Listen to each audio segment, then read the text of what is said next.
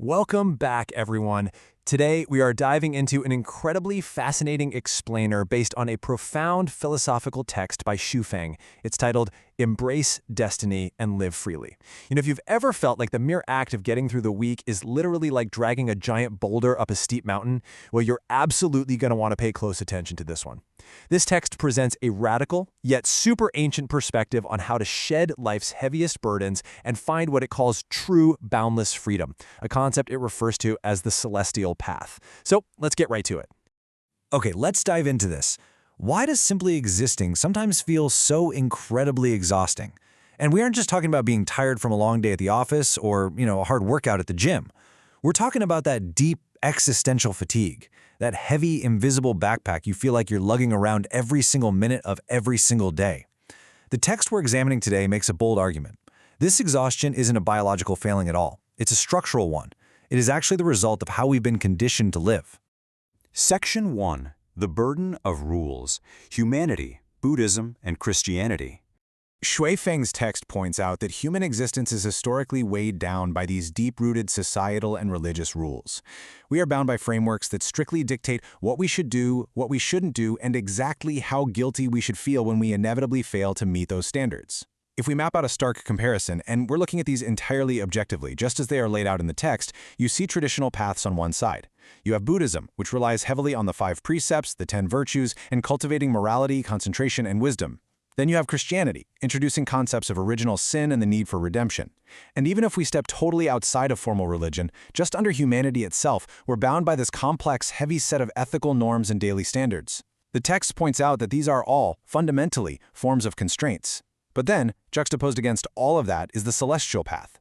What are its rules? Well, there are absolutely no constraints. It's defined simply by living freely. It completely discards the shackles that those other paths rely on.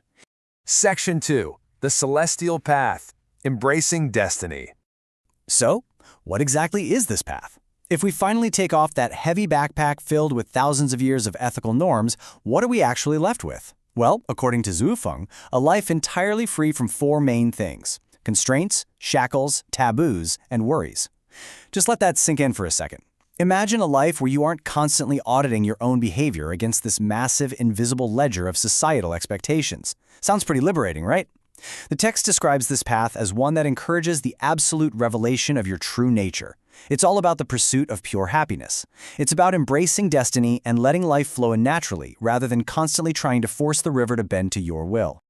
Section 3. Returning to the infant, a universal truth. Now, you might be thinking, okay, that sounds amazing, but how do you actually achieve a state of zero worries and zero constraints in the real world? Well, the text introduces a really striking metaphor, and surprisingly, it requires looking backward, not forward. The answer is the infant. The source text makes this fascinating observation. Infants have absolutely no knowledge, no rules, and absolutely no worries. They don't sit there in their cribs weighing the pros and cons of a career change, right? They literally don't care about fame, wealth, or power. Think about it. A baby cries when they want to cry, and they laugh when they want to laugh. Their nature is completely pure and totally unaltered. And because of this perfectly unfiltered existence, Feng argues that infants are perfectly akin to celestials. They're basically already living the celestial path. Now, what's really interesting about this slide is that this isn't some brand new modern concept. The text pulls from ancient wisdom to show just how deeply embedded this idea actually is. Take Lao Tzu, the ancient Chinese philosopher. He spoke specifically about returning to the state of an infant and returning to the infinite. Lao Tzu deeply understood this celestial mystery centuries ago. He recognized that ultimate enlightenment wasn't about gaining more and more complex knowledge. It was actually about stripping it all away to return to our most basic, innocent state. And we see this exact same philosophical thread build across entirely different cultures. The source text brings in this incredibly famous quote from Jesus. "Truly I tell you, unless you change and become like little children, you will never enter the kingdom of heaven." It is the exact same concept crossing cultural and religious lines. The emphasis is entirely on the necessity of returning to that pure, unburdened, childlike state to experience true spiritual liberation. To complete this cross-cultural sequence, the text looks at the teachings of the Buddha. The Buddha advocated for a state of mind that does not dwell in form, sound, smell, taste, touch, or dharma. According to Feng, this state of non-dwelling, this complete, total detachment from the sensory traps of the everyday world, is essentially the exact state of an infant. It is the state of a celestial. It's absolutely fascinating how these major global philosophies, when distilled down to their absolute core in this text, all point toward this one pure, infant-like existence. Section 4. The ultimate paradox. Easy versus hard. This brings us to a major point of philosophical friction in the text. I mean, if the goal is just to act like a baby, why are we all so stressed out all the time? Why is this simultaneously the simplest and yet the most incredibly complex goal imaginable? So, the crucial point is captured perfectly in this paradox. On one hand, becoming a celestial is the easiest thing.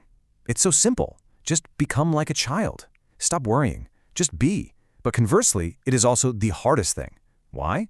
Well, because to become like a child, you have to engage in fiercely unconventional thinking. You literally have to actively abandon all your old habits, your comfortable customs, and the deeply ingrained societal conditioning you've accumulated over decades. It is an agonizing paradox. We've spent our entire lives learning the rules of humanity, and the celestial path demands the immense, grueling effort of unlearning all of them to return to our true selves.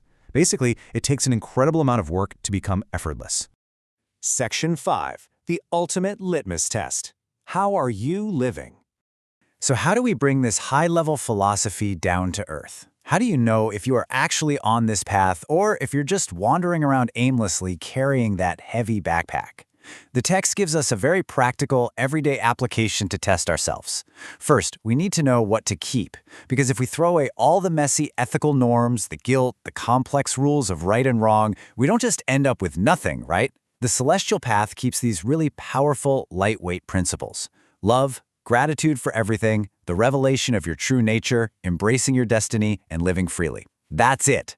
That is the entire survival kit for this path. No complex morality charts to memorize, just pure foundational human lightness. And here is the final diagnostic tool the text offers to assess your own life right now. If your life is full of fatigue and burdens, like if you're constantly stressed, agonizing over pros and cons, losing sleep over societal expectations, the text states very clearly, you are far from the celestial path. But conversely, if your life is becoming increasingly joyful, free, and carefree, if you are actively shedding those burdens and experiencing the world with the unbothered lightness of an infant, then you are close to the celestial path. Your emotional weight is your compass. It's that simple. Which leaves us with this final, truly provocative question. Are you living a tired life? Take a quick second to honestly reflect on that. Are you weighed down by the shackles of habits, rules, and expectations that you never really even chose for yourself? Shufeng's text challenges us to realize a huge truth. The heavy backpack is totally optional. The boundless freedom of the celestial path is right there, waiting for you to simply put the burdens down and remember how to be a child again. Definitely something to ponder as you go about the rest of your week. Thank you so much for joining us for this explainer, and we'll catch you next time.